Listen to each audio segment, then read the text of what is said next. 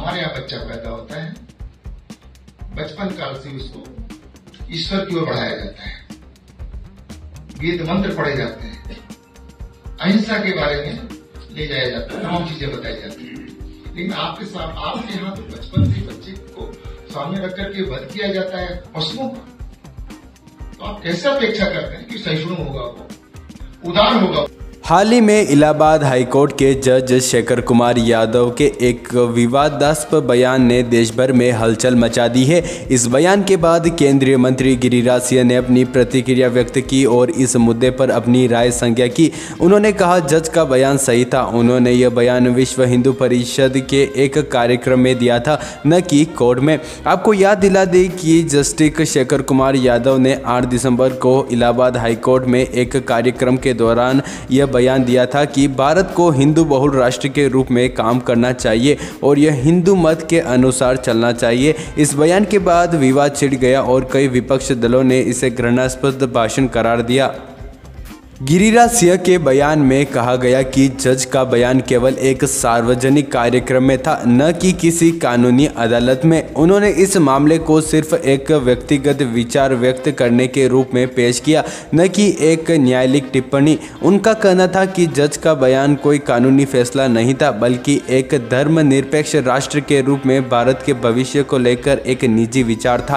इस मामले में अब सुप्रीम कोर्ट भी सक्रिय हो गया है। सुप्रीम कोर्ट ने इस मुद्दे पर संज्ञान लिया है और इलाहाबाद हाई कोर्ट से इस मामले में विस्तृत जानकारी मांगी है। Chief justice of India Sanjeev Khanna से अब यह मांग की जा रही है कि जस्टिस यादव के खिलाफ कार्रवाई की जाए। इसके अलावा वकील और सामाजिक कार्यकर्ता प्रशांत भूषण ने प्रधान न्यायाधीश को एक पत्र लिखकर इस मामले की आंतरिक जांच की मांग उठाई है।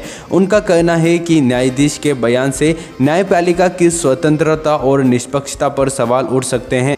यहाँ पर ध्यान देने वाली बात यह है कि जस्टिस यादव का बयान उन मुद्दों पर आधारित था जिन्हें लेकर राजनीतिक और सामाजिक चर्चाएं लगातार हो रही है। उन्होंने इस दौरान समान नागरिकता संहिता यूसीसी के बारे में भी अपनी राय दी। उनका कहना था कि यूसीसी का उद्देश्य सामाजिक सद्भाव, लैंगिक समानता और धर्मनिरपेक्षता को बढ़ावा देना है। उनका यह बयान भी राजनीतिक और समाज में अलग अलग तरह के प्रतिक्रियाएं उत्पन्न कर रहा है।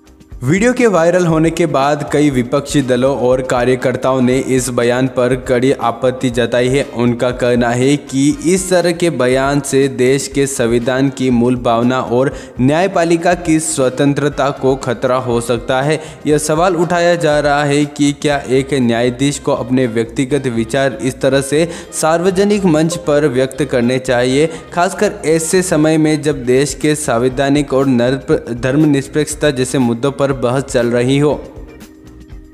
वहीं गिरिराज सिंह ने कांग्रेस अध्यक्ष मल्लिकार्जुन खड़गे द्वारा राज्यसभा उपाध्यक्ष जगदीप धनखड़ पर की गई टिप्पणी का भी निंदा की है। उन्होंने इसे बेहद गैर जिम्मेदाराना और विवादास्पद करार दिया। गिरिराज सिंह ने कहा कि मल्लिकार्जुन खड़गे की टिप्पणी केवल राजनीतिक का माहौल खराब हो सकता है और ऐसे बयानों से लोकतंत्र की गरिमा पर भी असर पड़ सकता है। अब यह सवाल उठता है कि जस्टिस यादव के बयान का प्रभाव क्या होगा और क्या इसे एक व्यक्तिगत राय के रूप में लिया जाएगा या फिर इस पर कोई गंभीर कानूनी कार्रवाई की जाएगी।